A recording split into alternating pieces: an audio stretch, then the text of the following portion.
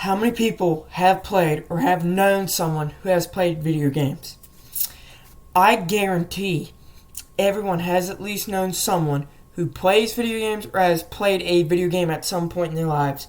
Whether that's getting on their video game consoles such as the Xbox One or the PlayStation 4 and playing games like Madden or Mortal Kombat, or hopping on their phones and start playing one of the most addicting games in my eyes, Candy Crush Saga. Now, a lot of people are probably wondering why I'm bringing up video games. Well, not video games, but gaming in general. Gaming is becoming a hot button topic in today's society. Parents are of the opinion that their children should not be exposed to video games due to the fact that it is a hindrance to their children in the terms of health, socially, and it can bring out violent thoughts in those children. And some people, the children, like playing video games due to the fact that it is good, it helps them out mentally in terms of spatial processing, and it helps them out socially. Now, people are probably wondering why I'm talking about this issue instead of a professor or a psychologist. To quell those inquiries, I'm just going to say I have done quite a bit of research on this topic, and I've also played video games for the past 5 or 6 years. So, I have a lot of experience with this topic, and I feel like I could be as neutral as possible with my experience. Now, let's dive into the pros and cons of gaming and start with the pros of playing video games.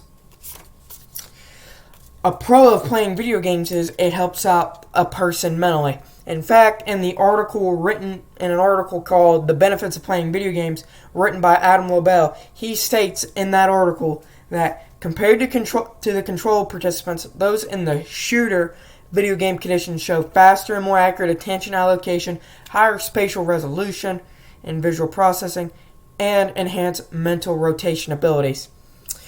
What he means by shooter is any video game where they use military equipment such as firearms, grenades, to attack other players, such as this video game right here, which is Call of Duty Modern Warfare.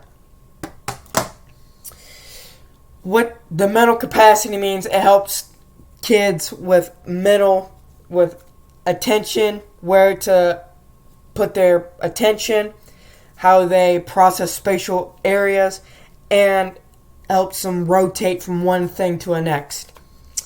Not only does playing video games have a mental benefit, it also has a social benefit. What I mean by this is it helps kids learn to deal with talking with people from other cultures and who speak other languages, to help them cooperate and learn how to work together as a team to get a win.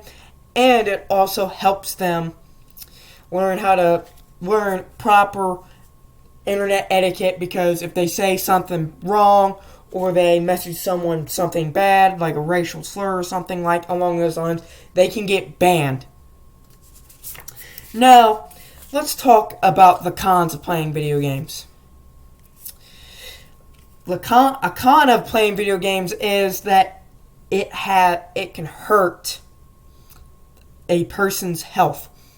In fact, in the article The Science of Parenting Video Games and Other Media Pros and Cons, written by Kimberly A. Girder, she states that some of the short-term side effects include increased heart rate, obesity, stress, and an increase in blood pressure. Overall, what she's saying is, it's like anything. The increased heart rate can come from being excited or getting in the competitive aspects of gaming, which is what I consider. I can get really competitive at playing video games. Another con that parents point to is that aggressive video games, such as this game right here, can influence their kids in a negative way. I can agree with that assessment, because these games can and have been linked to making kids do terrible, terrible things. Like, I think the playing game Sunderman resulted and two girls attacking a teenager, and some of these games can influence kids to doing despicable acts such as committing a school shooting or overall anything despicable. Overall, I feel like video games are like everything in life. They have benefits and they have things that can be detrimental to the people that play them.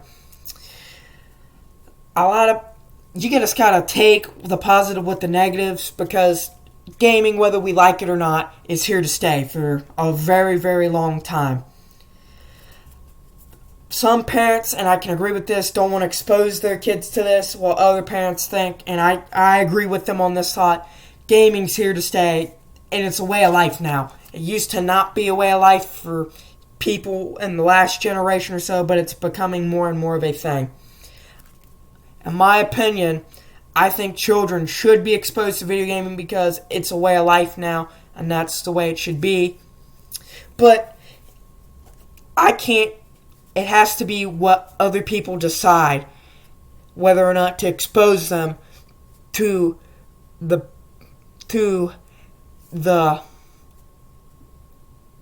phenomenon called video games.